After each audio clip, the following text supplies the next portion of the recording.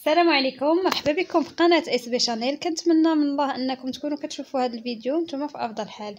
اليوم ان شاء الله غادي نشوفوا لي زادجيكتيف انتروغاتيف اي اكسكلاماتيف. دائما لي زادجيكتيف هما الصفات، انتروغاتيف هي الاستفهام، واكسكلاماتيف هي التعجب. يعني اليوم غادي نشوفوا الصفات ديال الاستفهام والصفات ديال التعجب. اولا خلينا نشوفوا شنو هما صفات الاستفهام اللي هما لي زادجيكتيف انتروغاتيف. هادو لي زادجيكتيف انتروغاتيف يعني الاستفهام ديما في الجمله كتسالي عندنا بوين دانتيروغاسيون اي بعلامه الاستفهام. نديرو واحد لا ديفينيسيون اي تعريف. L'adjectif interrogatif est un déterminant utilisé dans une phrase interrogative directe ou indirecte. يعني صفة الاستفهام تستعمل في جملة الاستفهام سواء كانت مباشرة أو غير مباشرة. L'adjectif interrogatif s'accorde en genre et en nombre avec le nom. يعني صفة الاستفهام تتفق في الجنس والرقم مع الاسم. يعني بحال الصفات الاخرين كنديروا لها لاكور en genre et en nombre مع لو نو. خليونا نشوفوا شنو هما هاد لي زادجيكتيف انتروغاتيف. عندنا singulier يعني المفرد، وكاين بلوريال يعني الجمع. كاين المذكر اللي هو الماسكولين، وكاين الفيمينين اللي هو مؤنث. غادي نشوفوا اول صفه ديال الاستفهام اللي هي كال كولون او ال. هاد كال هي مذكر مفرد يعني ماسكولين سينغولي. كال بكولون او ال كتجي مع شي اسم يكون مفرد مذكر ماسكولين سينغولي. اما كال بكو او ال اس كتجي مع شي اسم بلوريال ماسكولين يعني جمع مذكر. كذلك كال كولون او دوزل او كتجي مع شي اسم لي مفرد مؤنث يعني فيمينا سينغولي. وكال كولون او دوزل او اس كتجي مع الجمع المؤنث يعني فيمينا بلوريال. الى لاحظتوا جميع صفات الاستفهام كلهم كال كال كال كال كيتبدلوا فقط في طريقه الكتابه يعني في ليكريتور، اما في برونونسياسيون يعني النطق كيبقى هو. ودابا غادي نعطيو مثال باش نفهمو اكثر. كاين كال باللي كو او ال اللي هي ماسكولين سينغولي يعني مفرد مذكر. كنقولوا مثلا quel est ton numéro de téléphone. quel est ton numéro de téléphone يعني شحال الرقم ديالك. كيف ما قلت لكم l'adjectif interrogatif دائما كتكون علامة الاستفهام في الاخر. وكاين كال كولون او دوزل او اللي هي فيمينا سينغولي يعني مؤنث مفرد. مثال quelle heure est-il. quelle heure est-il. وهذه كذلك كتسالي بعلامة الاستفهام point d'interrogation. قلنا l'adjectif interrogatif s'accorde en genre et en nombre. بحال في الجملة الأولى قلنا quel est ton numéro de téléphone. لو نيميرو دو تليفون هو اللي كنديو عليه باش نديرو كال ب او ال كولون او ال حيت هي مفرد مذكر، حتى كال غتكون مفرد مذكر. وهنا في هذه الجمله عندنا اور هي اللي كنديو عليها باش نشوفو كال من كال كنديرو في هذوك الربعه. بما ان اور فيمينا سينغولي يعني مؤنث مفرد، حتى كال غتكون مؤنث مفرد. داكشي علاش درنا هذه وما درناش هذه. كذلك كال كولون او ال اس ماسكولين بلوريال يعني مذكر جمع. مثلا quels sont vos films préférés. quels sont vos films préférés يعني شنو هما الافلام المفضله ديالكم. وكذلك هنا كتسالي بوين دانتيروغاسيون يعني بعلامه الاستفهام. وعلاش درنا كال هذه حيت شفنا لو نون فيلم سي ان نون ماسكولين سينغولير، يعني حتى كاين لادجيكتيف اللي يساكورد اون جونغ اي اون نومبر حتى هي ماسكولين سينغولير. كاين كال كولون او او دو زل او اس سي فيمينين بلوريال يعني مؤنث جمع. وقلنا كيل سون تي ماتيير بريفيري، يعني شنو هما المواد اللي كتفضلهم اكثر. وكذلك هنا كتنتهي بواحد البوان دانتيغوغاسيون يعني علامه الاستفهام. كذلك هنا شفنا ماتيير سي ان نون فيمينين بلوريال يعني مؤنث جمع، داكشي علاش درنا تاكل مؤنث جمع حيت l'adjectif s'accorde en genre et en nombre. ودابا غادي نكونو كملنا مع les adjectifs interrogatifs وغندوزو les adjectifs exclamatifs. في الاول خليونا نعرفوا شنو هما هاد لي زادجيكتيف اكسكلاماتيف، يعني شنو هما صفه التعجب. الاشاره صفه التعجب كينتهيو لنا بوين دانتيغوغاسيون.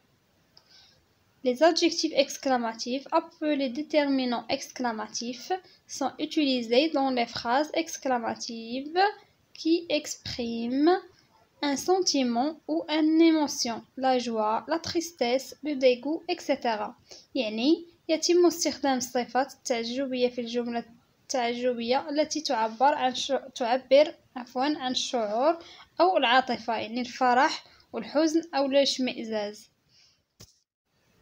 ودابا هنشوفو شنو هما هاد لي زادجيكتيف اكسكلاماتيف اللي هما صفات التعجب اللي دائما كينتهيو لنا ان بوين ديكسكلاماسيون يعني علامة التعجب.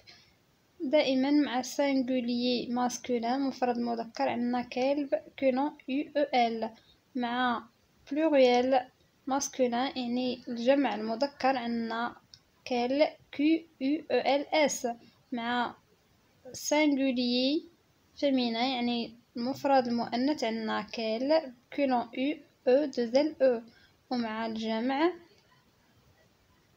مؤنث يعني pluriel féminin عندنا كال كولون يو او دو زل او اس. يعني كذلك هنايا كال ما كتبدلش في لا برونونسياسيون في طريقه النطق، وانما في طريقه الكتابه كتبدل على حسب واش مفرد واش مؤنث واش مذكر واش جمع. والفرق ما بينها وبين علامه الاستفهام، واخا عندنا لي زادجيكتيف اكسكلاماتيف يعني صفات تعجب ولي زادجيكتيف انتروغاتيف يعني صفات الاستفهام هما نفسهم يعني كال وكال وكال، ولكن ما خاصناش نغلطوا بيناتهم. علاش؟ حيت وحدين كيعنيو لنا الاستفهام وحدين كيكونوا ديال التعجب والشعور والعاطفه. وغادي نشوفوا امثله باش غنفهموا اكثر ان شاء الله. كال كولون يو او ال مع الماسكولين سينغولي كتكون مع المفرد المذكر مثلا quel homme agréable، quel homme agréable يعني يا له من رجل لطيف ولا رجل ظريف بحال هكا. كيف ما لاحظتوا هنايا واخا عندنا كال واني في الاخر عندنا بوين ديكسكلاماسيون يعني علامه تعجب وماشي علامه الاستفهام. واخا كال عندنا قلنا كال اذا كانت فيها علامه تعجب فهي adjectif exclamatif، وإذا كانت علامة الاستفهام فهي adjectif interrogatif. والفرق ماشي فقط في هذا الشيء، كذلك كاين في المعنى. خاصنا نفهموا المعنى باش نعرفوها واش adjectif interrogatif ولا adjectif exclamatif، حيت الانتروغاتيف يعني استفهام كتكون في الجملة استفهامية يعني فاش كنكونوا كنسولوا على شي حاجة. اما adjectif exclamatif فكتكون تعجبيه ولا شعوريه يعني ملي كنكونوا كنعبروا على شي حاجه زوينه او لا خايبه على حساب. كال كولون يو او دو زل او يعني فيمينين سينغولير مؤنث المفرد. كال بيل جورني، كال بيل جورني يعني يا له من يوم جميل. الى لاحظتوا exclamation يعني علامه التعجب. قلنا كال حيت عندنا لو نون belle. Belle c'est un nom féminin singulier يعني حتى l'adjectif غتكون féminin singulier حيت l'adjectif s'accorde en genre et en nombre. مثال ديال كيل كولون U E L S مع الماسكولين pluriel يعني الجمع المذكر كيل idiot. ديما قلنا l'adjectif كيتبع لو نون بما ان هاد لو نون idiot c'est un nom masculin pluriel يعني كيل l'adjectif حتى هي غتكون masculin pluriel وعندنا هنايا point d'exclamation يعني علامة تعجب كيل كولون U E 2 L E S مع الفيمينا بلوريال كتكون يعني مع المؤنث الجمع كنقولوا كيل بيل بانتور يعني يا لها من صباغه جميله يعني بزاف ديال الصباغات حيت عندنا بانتور افيك اس وبيل افيك اس يعني وبيل وبانتور بجوجهم فيمينا بلوريال يعني حتى l'adjectif غتكون فيمينا بلوريال ودائما كتسالنا بوين ديكسكلاماسيون. دابا غادي نشوفو الفرق ما بين l'adjectif interrogatif و l'adjectif exclamatif. اول فرق كيكون هو في العلامه. l'adjectif interrogatif يعني الصفه ديال الاستفهام كتسالي لنا الجمله ديالها point d'interrogation يعني علامه الاستفهام. اما l'adjectif exclamatif كتسالي point exclamation يعني علامه التعجب. هذا الفرق الاول. الفرق الثاني فين كاين قلنا l'adjectif interrogatif كيكون فاش كنكونوا كنسولوا على شي حاجه اما l'adjectif exclamatif هو فاش كنكونوا كنوصفوا شي شعور شي سونتيمون كنديروا له الوصف. وقلنا quel est ton numéro de téléphone هنا كنسولوا على رقم الهاتف. quelle heure est-il هنا كنسولوا على الساعه بشحال. quels sont vos films préférés هنا كنسولو على ما هما الافلام المفضله لديك. وهنا quels sont tes matières préférées يعني كنسولو على المواد اللي كتفضلها. اما هنا كنوصفوا لهم باللي il est agréable قلنا quel homme agréable.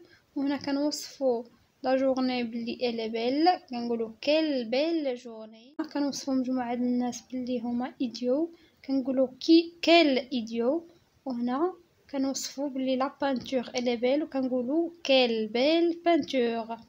كنتمنى ان الشرح يكون باين وواضح. قلنا دائما الفرق ما بين الانتروغاتيف والاكسكلاماتيف كاين جوج ديال الحوايج. هذه علامه الاستفهام اللي كتكون في الاخر وكذلك علامه التعجب. نتمنى ان الشرح يكون باين. غادي نذكر عاوتاني الفرق ما بين l'adjectif interrogatif و l'adjectif exclamatif. قلنا l'adjectif interrogatif يعني علامة الاستفهام صفة الاستفهام كيسالي الجملة ديالها point d'interrogation يعني علامة الاستفهام هنا وهنا وهنا وهنا. أما l'adjectif exclamatif فكينتهي point d'exclamation يعني علامة تعجب بحال في الجملة الأولى والجملة الثانية والجملة الثالثة والجملة الرابعة. والفرق الثاني هو l'adjectif interrogatif كيكون كيعطينا على التساؤل كنكونوا كنسولوا في شي حاجة. اما l'adjectif exclamatif كيكون كيوصف لينا واحد السونتيمون واحد المشاعر. الى هنا كنقول لكم نتلاقاو فيديو جديد. الفيديو جديد ان شاء الله الجاي غادي يكون تمرين على l'adjectif interrogatif l'adjectif exclamatif باش اللي ما يفهمش شي حاجه توضح له الامور اكثر لان دائما الاكزرسيس كيكون كيفهم اكثر. واللي زوين هنايا ما عندنا لا امتحان لا والو فقط دي زيكزرسيس وبنادم بوحدو يعني يقدر يتعلم. وإلا بغى شي حاجه يسول وما يحشمش حيت شحال من واحد في لا كلاس كيحشم يسول البروف ديالو واني هنا في يوتيوب يقدر يسول بطريقه يعني هو انا اصلا ما هنعرفو شكون هو يعني يقدر يسولني وياخذ راحته ويسولني في اي حاجه مرحبا به ويخلي لي تعليق وانا هنايا باش نجاوبه. نتلاقاو فيديو جديد مع السلامه.